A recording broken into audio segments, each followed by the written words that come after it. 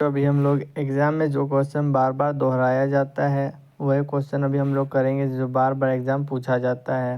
ये MCQ question होंगे आपके लिए, काफ़ी इम्पोर्टेंट VVI क्वेश्चन है MCQ। देखिए कहता क्या है। अगर वीडियो आपको अच्छी लगे और लाइक और सब्सक्राइब ज़रूर करना। जज पंचम की नाग पाठ के लेखक कौन है? तो आप इसका आंसर जानते होंगे बच्चों, क्या होगा? कमलेश्वर। इसका सही आंसर हो जाएगा। अब देखिए 2 नंबर कहता क्या है बच्चों, नाक किसका घोतक होती है? तो नाक जो है मान सम्मान या प्रतिष्ठा का घोतक होती है। इसका सही आंसर हो जाएगा। अब तीसरा नंबर देखिए क्या कहता है, नई दिल्ली में सब था सिर्फ नाक नहीं था। कथन का आशय क्या है? तो कथन का आशय है कि नई दिल्ली में कोई विकास नहीं हो रहा था। इसका सही आंसर हो जाएगा कि नई दिल्ली में कोई विकास नहीं हो रहा था। अब देखिए 4 नंबर कहता क्या है, अंत में मूर्तिकार ने कैसी नाक लगाने का सुझाव दिया? देखो बच्चों, ये एग्ज़ाम में जो क्वेश्चन बार बार पूछा गया है वही क्वेश्चन सिर्फ आपको करा दिया जा रहा है। वीडियो को आप सब्सक्राइब ज़रूर करें और लाइक करें। आने वाला जो क्वेश्चन होगा आपको मिल जाएगा, काफ़ी इम्पोर्टेंट। तो कहता क्या है, अंत में मूर्तिकार ने कैसी नाक लगाने का सुझाव दिया? तो जिंदा नाक लगाने का सुझाव दिया। देखिए 5 नंबर का कहता है, रानी के सूट पर कितना खर्च आया था? तो रानी के सूट पर जो है 400 पाउंड का खर्च आया था। 6 नंबर देखिए, मूर्ति के आसपास के तालाब में पानी क्यों भरा गया? तो मूर्ति के तालाब के आसपास पानी इसलिए भरा गया ताकि नाक सूखने ना पाए। इसका सही आंसर हो जाएगा। अब देखिए 7 नंबर कहता क्या है, जज पंचम की नाक में किस पर व्यंग किया गया है? तो किस पर व्यंग किया गया है? सरकारी तंत्र पर, जो उस टाइम के जो सरकार थे उन पर व्यंग करा गया है। अब देखिए 8 नंबर, जज पंचम की नाक व्यंग में किस विदेश के भारत आने की चर्चा हो रही है? तो आप जानते होंगे कि रानी एलिजाबेथ के आने की चर्चा हो रही थी। अब देखिए 9 नंबर, किस चीज़ को लेकर दिल्ली में तहलका मचा था? तो जज पंचम की नाक को लेकर दिल्ली में तहलका मचा था। इसका सही आंसर होगा। 10 नंबर क्या कहता है, अंत में मूर्तिकार ने नाक के लिए क्या सुझाव दिया?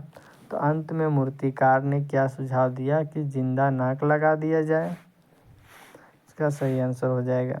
11 नंबर देखिए कहता क्या है, जज पंचम की नाक को लेकर सरकार तंत्र की बदहवासी उनकी किस मानसिकता को दर्शाती है?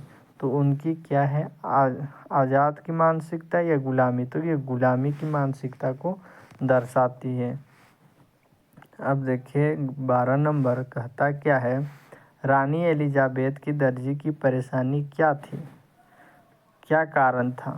तो रानी एलिजाबेथ की दर्जी की परेशानी का कारण था कि इंग्लैंड कि वह समझ नहीं पा रहा था कि रानी कौन सा सूट कब पहनेगी। इसका सही आंसर क्या हो जाएगा कि वह समझ नहीं पा रहा था कि रानी कौन सा सूट कब पहनेगी। अब देखिए 13 नंबर कहता क्या है, दिल्ली में फ़ौरन हाजिर होने का हुक्म किसे दिया गया?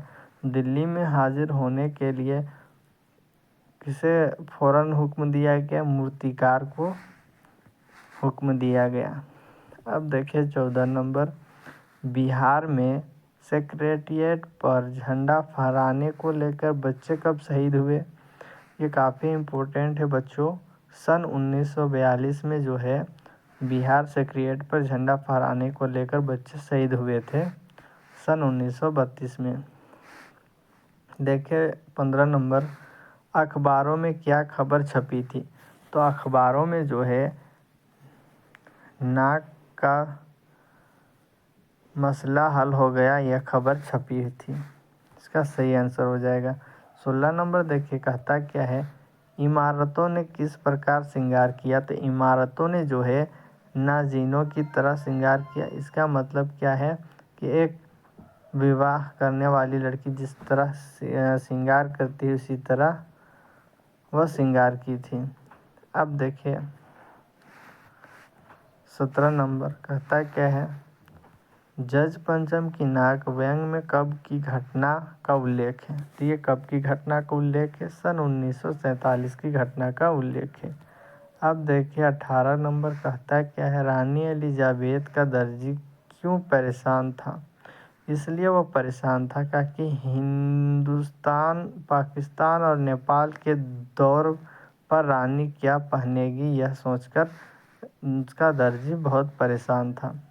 देखिए 19 नंबर, दिल्ली में सब कुछ था परंतु नाक नहीं थी। इसका सही आंसर हो जाएगा नाक नहीं थी। 20 नंबर देखिए, देखते ही देखते सड़कें कैसी हो गई, जवान हो गई। इसका सही आंसर हो जाएगा जवान हो गई।